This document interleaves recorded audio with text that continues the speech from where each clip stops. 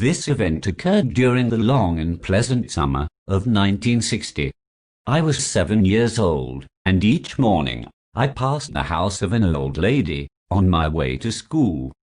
She was usually in a rickety old chair on her front porch. I always called out, "Good morning, Mrs. Thorpe." "Good morning, Peter," she would say. One night, near the end of the school year, I had a dream. In the dream, I was walking to school, past Mrs. Thorpe's house. She was there, as usual, sitting on her porch, and I noticed with detachment that she had no face.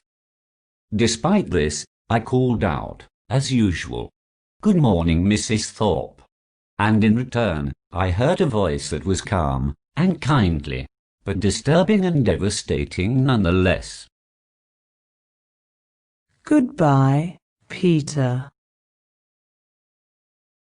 I sat upright in bed, breathless and sweating. After a moment, I lay down again and was soon asleep.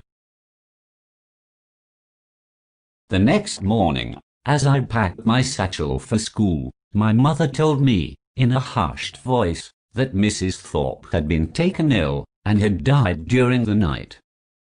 Even though I was a young boy, I knew I had been privileged. Mrs. Thorpe had come to me in death and bid me farewell. I never told anyone of my experience until I was a grown man.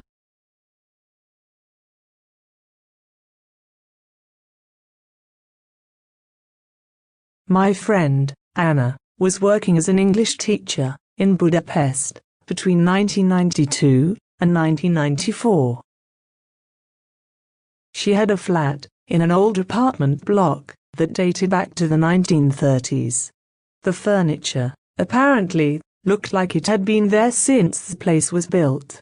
Most of it had been very solidly built out of wood. In her dining room, there was a large, antique mirror, and it was this that spooked her. Anna swears blind that at certain times of the day, usually between 2 and 4 in the afternoon, anyone looking into the mirror would see, not just themselves, but a group of 6 or 7 soldiers in the room with them. The soldiers were wearing, according to Anna, World War I type uniforms, and they had old rifles. The mirror always showed the same thing.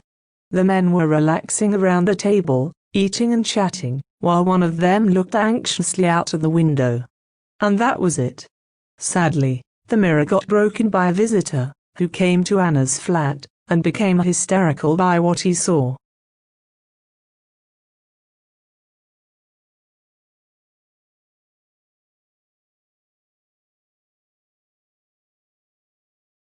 In 1965, I had just bought my first car, and I took my wife and my 2 daughters out into the country for a ride and picnic. Not far from here is a ruined castle with a church, and in part of the church lies the body of a Crusader. My daughters wanted to see his tomb, and I lifted them up so that they could look inside through a grill in the door. Suddenly my wife gave a shout, and I turned around. There was a gentleman standing there behind us. None of us had heard him approaching, even though the path and the entire surrounding area was covered in deep gravel. He looked visibly shaken and was crying. I asked him what was the matter. He asked us to follow him through the churchyard, which we did. Then he asked us to go and read the inscription on a tombstone, and to tell him what the inscription said. The inscription read, "Here lies the body of Harold James Bell of Silloth, Cumberland, born the 21st of June 1815, died the 21st of June 1865, aged 50 years. After I read this aloud, the stranger broke down completely. A short while later, he gathered himself and said, "I'm Harold James Bell of Silloth, Cumberland, and I was born in the 21st of June 1915. Today is my 50th birthday." He went on to say that he was a sales rep for a Cumberland company, and that he had been tasked with traveling, on that precise day, into the area for work. However, 5 miles before arriving, something unexplainable happened. As he was driving, some unknown force took control of his car. It forced the car off the main roads, through a narrow country lane, to this place. Then the car stopped, and he had been pushed and shoved, by something invisible, through the churchyard, until he came to the tombstone. We thought this a very strange story, and I wondered what it could mean. The stranger, however, was convinced that the event was a way of showing him that he had come to the end of his natural life, and that he would soon die. We could not convince him otherwise. My wife was really upset over the affair, and I decided that we should leave. I escorted Mr. Bell back to his car, and left. Next Monday, I told the story to my manager at work, and a week later, he came to me with a laugh. He complimented me on telling such a good story. He and his wife, walking in the area, had decided to go and see the tombstone, but they couldn't find it. I found this amazing, because I didn't think it could be missed.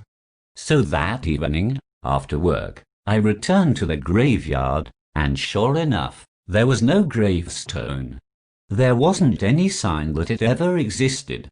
My wife and I have revisited the site many times out of curiosity.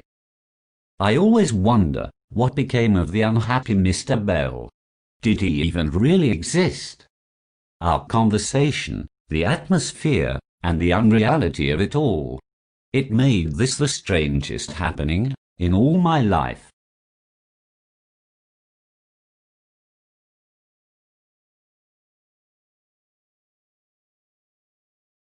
One Christmas, an American family bought a doll for their young daughter to play with. The little girl played with it for years. But as she became a young woman, she stopped playing with it. However, she didn't want to throw it away, because it had been such a precious gift. So her parents stored it for her, in a box in the attic. 11 years later, they reopened the box. They stumbled across it while cleaning the attic, and decided to have a look at the doll. The family had bought it in good condition. It had been designed to look like an infant. But when they opened the box, they were shocked. The doll looked as though it had aged over the years. Its lifeless eyes had crow's feet, and its face was like that of a wrinkled old man. The family got rid of the doll immediately, and they never witnessed anything strange again.